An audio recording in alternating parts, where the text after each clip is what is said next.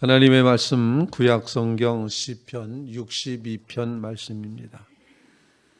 구약성경 시편 62편 말씀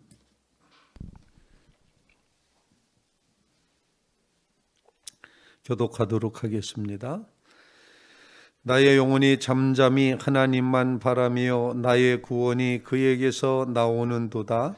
오직 그만이 나의 반석이시요 나의 구원이시요 나의 요새이시니 내가 크게 흔들리지 아니하리로다. 넘어지는 남과 흔들리는 울타리 같이 사람을 죽이려고 너희가 일제히 공격하기를 언제까지 하려느냐? 그들이 그를 그의 높은 자리에서 떨어뜨리기만 꾀하고 거짓을 즐겨하니 입으로는 축복이요 속으로는 저주로다. 나의 영혼아 잠잠히 하나님만 바라라. 물은 나의 소망이 그로부터 나오는도다. 오직 그만이 나의 반석이시요 나의 구원이시요 나의 요새이시니 내가 흔들리지 아니하리로다.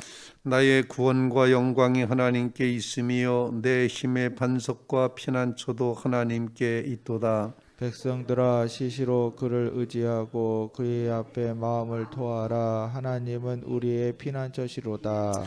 아 슬프도다. 사람은 입김이며 인생도 속임수이니 저울에 달면 그들은 입김보다 가벼우리로다. 포악을 의지하지 말며 탈취한 것으로 허망하여지지 말며 재물이 늘어도 거기에 마음을 두지 말지어다. 하나님이 한두 번 하신 말씀을 내가 들었나니 권능은 하나님께 속하였다 하셨도다.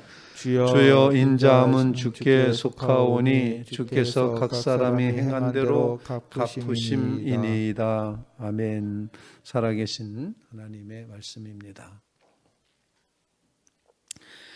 다윗의 시로 되어 있는 이 시편 62편 말씀은 다윗 자신이 하나님만을 절대적으로 의지하겠다고 하는 그런 이제 신앙 고백을 이렇게 시로 표현을 하고 있습니다.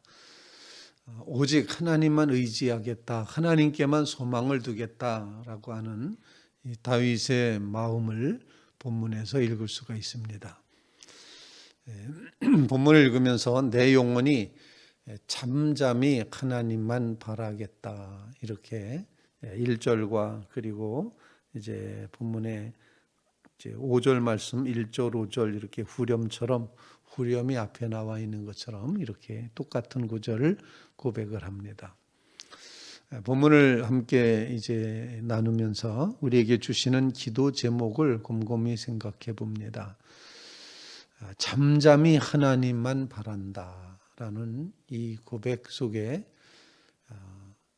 이제 어떤 영혼의 중심을 찾아가는 모습, 막 마음이 들떠 있고 영혼이 불안하고 삶의 질고가 이렇게 요동치는 이런 모습 속에서 내가 잠잠히 하나님만 바라겠다라고 하는 이 고백은 정말 흔들림 없는 영혼의 중심을 찾아가는 다윗의 진정한 신앙 고백이었다 이렇게 생각을 합니다. 사람은 여러 가지에 의해서 그 마음이 흔들리기가 쉽습니다. 요동치기가 쉽습니다. 감정에 의해서 또는 환경에 의해서 또는 관계를 맺는 인간과의 관계에 의해서 우리의 삶은 끊임없이 마음이 요동칩니다. 잠잠하기가 참으로 힘듭니다.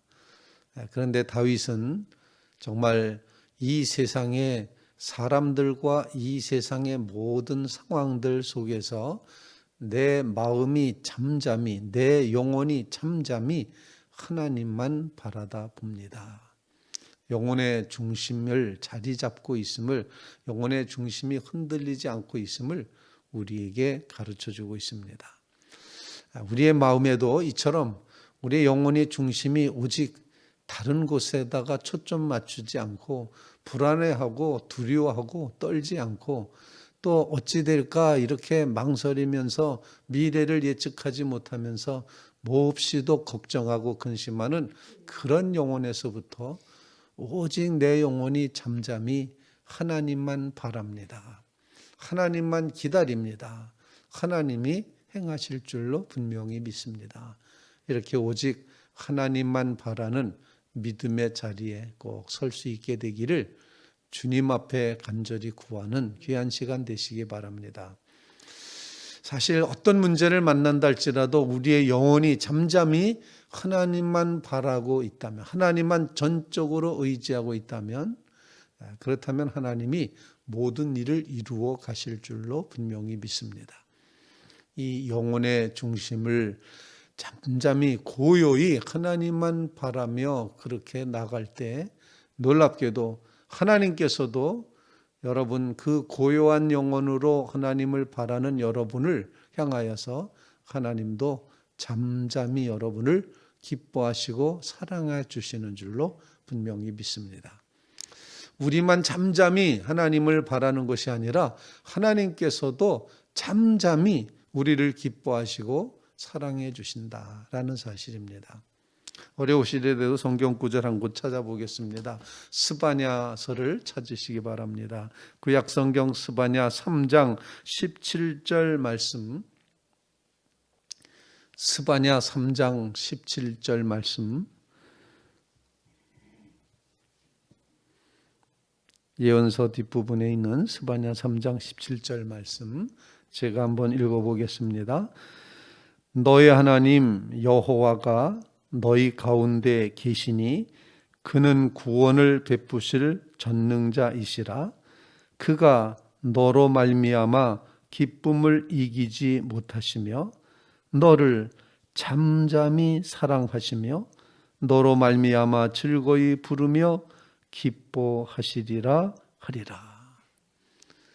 성경 구절 가운데 사람만 하나님 앞에 잠잠하게 하나님 바라라 이렇게 하지 않고 하나님께서도 잠잠히 우리를 이제 사랑하시며 너로 말미암아 즐거이 부르며 하나님도 기뻐하신다.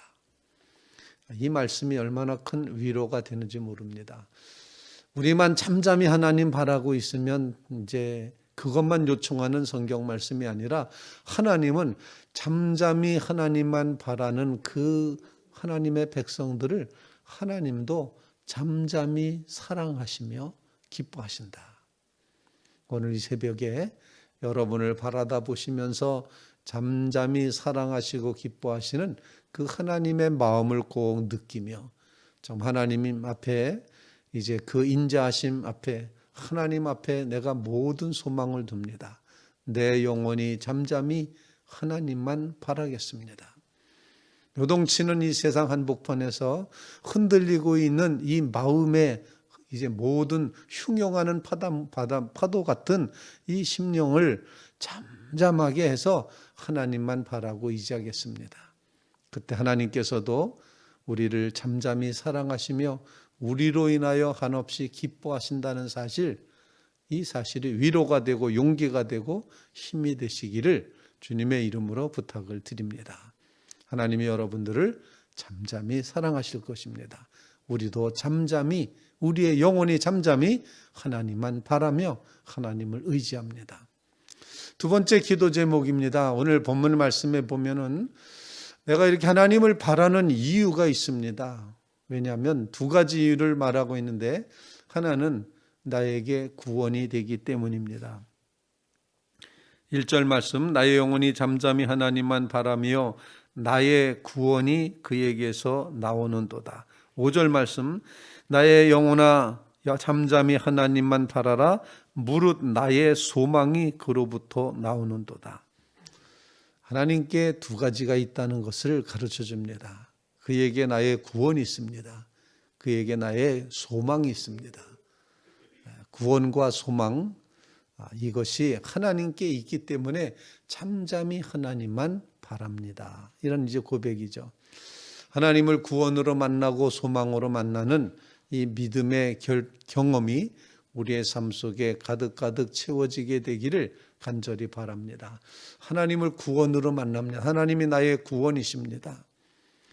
하나님은 나의 소망이 되십니다.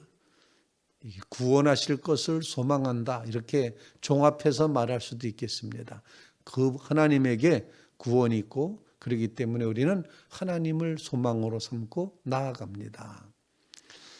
뒷부분의 고백은 이렇게 하고 있습니다. 9절 말씀, 나의 구원과 영광이 하나님께 있으며 내 힘의 반석과 피난처도 그에게 있도다. 그러니 백성들아 시시로 그를 의지하고 그의 앞에 마음을 토하라. 하나님이 우리의 피난처시로다. 하나님이 구원이시고 하나님이 우리의 소망이시고 하나님이 우리의 영광이시기 때문에 하나님만 바라라. 하나님만 의지해야 된다. 이렇게 고백을 하면서 하나님을 구원으로, 하나님을 이제 정말 소망으로, 하나님을 나의 영광으로 그렇게 만나고 있다는 것입니다. 여러분, 구원과 소망이 하나님께 있음을 꼭 기억하시면서 하나님을 바라는 자리, 그 자리를 꼭 놓치지 않는 믿음의 성도들 다 되시기를 주님의 이름으로 부탁을 드립니다. 이제 나의 구원이 하나님께 있습니다.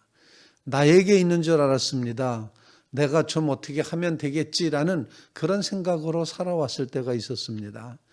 우리의 구원은 오직 하나님께만 있다는 사실, 그래서 하나님께만 소망을 두는 것, 세상 바라보고, 오늘 본문의 내용은 사실 앞부분은 사람들과 하나님을 비교해서 하나님은 믿을 수 있는 분이지만 인간은 못 믿는다, 흔들린다, 넘어진다 이렇게 표현을 하고 있고, 뒷부분에 가서는 세상을 의지하지 말아라, 하나님을 의지해야 된다, 그렇게 표현하면서 백성들아 제발 하나님을 의지하라 이렇게 요청을 하고 있는 것입니다. 우리의 삶 가운데 이처럼 구원과 소망 되시는 하나님만 의지하는 자리, 그 자리에 서게 해 주시옵소서. 그런 간구로 주님 앞에 기도하는 귀한 새벽 되시기를 간절히 바랍니다. 세 번째로, 세 번째 부분에서 이 시인 다윗은 고백하기를 하나님은 놀랍게도 심판하시고, 그리고 이제 무게를 달아본다 그럴까요? 그렇게 하시는 하나님이시다라는 겁니다. 9절 말씀에 슬프다, 사람은 입김이며 인생도 속임수이니 저울에 달면 그들은 입김보다 가벼우리라. 저울에 달면이라고 그렇게 말하고 있고, 10절 말씀에서는 세상 것 포악을 의지하지 말고 탈취한 것으로 허망해지지 말고 재물이 늘어도 거기에 마음 두지 말라. 하나님이 하신 말씀을 내가 들었는데 권능은 하나님께 속하였다 하셨도다. 주의 인자함은 주께 속했으니 주께서 각 사람이 행한 대로 갚으심이라. 하나님이 저울입니다. 행한 대로 갚으십니다. 보응하시는 하나님이시다라는 사실을 우리에게 가르쳐주고 있습니다. 하나님은 이렇게 재판하시고 저울로 달아서 갚으시는 분인 것을 우리가 믿고 고백하며, 이제 정말 권능이 하나님께 속해 있다. 하나님은, 하나님에게는 정말 입김보다도 가벼운 것이 되고 만다. 그러니 세상 것을 의지하지 말고 하나님의 심판이 있음을 기억하며 하나님께 권능이 있다. 그분에게 권능이 있다. 그분이 하신다. 그분이 주인이시다. 하나님께 모든 것을 의지하며 하나님께 맡겨드리고 하나님의 저울대 앞에 어떻게 우리의 무게가 달릴까를 생각하며 백성들아 하나님을 의지하자. 이렇게 고백을 하고 있는 것입니다. 오늘 우리를 하나님께서 이제 근량을 달아보신다면 과연 몇 근이나 나가는 믿음의 자리에 우리가 서 있는가? 하나님이 저울로 달아보실 때 야, 참 너는 믿음이 단단하구나, 참 무겁구나, 충실하구나, 꽉 찼구나. 아니면 하나님께서 보시기에 모습은 참 훌륭했는데 별로 무게가 안 나는구나, 허풍선이구나, 이렇게 판단하실까? 하나님의 저울대 앞에 다시 한번 우리의 영혼의 중량을 다하는 그런 마음으로 경건히 하나님을 향하는 믿음의 성도들 다 되시기를 주님의 이름으로 부탁을 드립니다. 주시는 말씀을 인하여 우리의 심령이 하나님 앞에 나아가며 주의 성령이 우리를 다스리시고 지배하심을 꼭 경험하시게 되기를 간절히 바랍니다. 내 영혼이 잠잠히 하나님을 바랄 때 하나님도 잠잠히 우리를 사랑하시며 우리를 인하여 기뻐하실 줄로 분명히 믿습니다. 하나님이 우리의 구원이시며 소망이시기 때문에 하나님만 의지하며 설 수 있기를 간절히 바랍니다. 하나님은 저울로 우리를 달고 계십니다. 계산하고 계시다는 사실, 갚으신다는 사실 기억하면서 하나님을 의지하는 믿음의 심령들 다 되시기를 주님의 이름으로 부탁을 드립니다. 큰 영화로 오신 주 이곳에 오셔서 이 모인 자들로 주 백성 삼으사 그 중에 항상 계시고 그 중에 항상 계셔서 큰 영광을 나타내 주십시오. 우리가 불렀던 찬송가 가사처럼 큰 영화로 오신 주님이 오늘 하루 종일 우리 가운데 영광을 나타내시며 성령으로 충만케 하시는 그런 귀한 역사를 이루시게 되기를 간절히 바랍니다.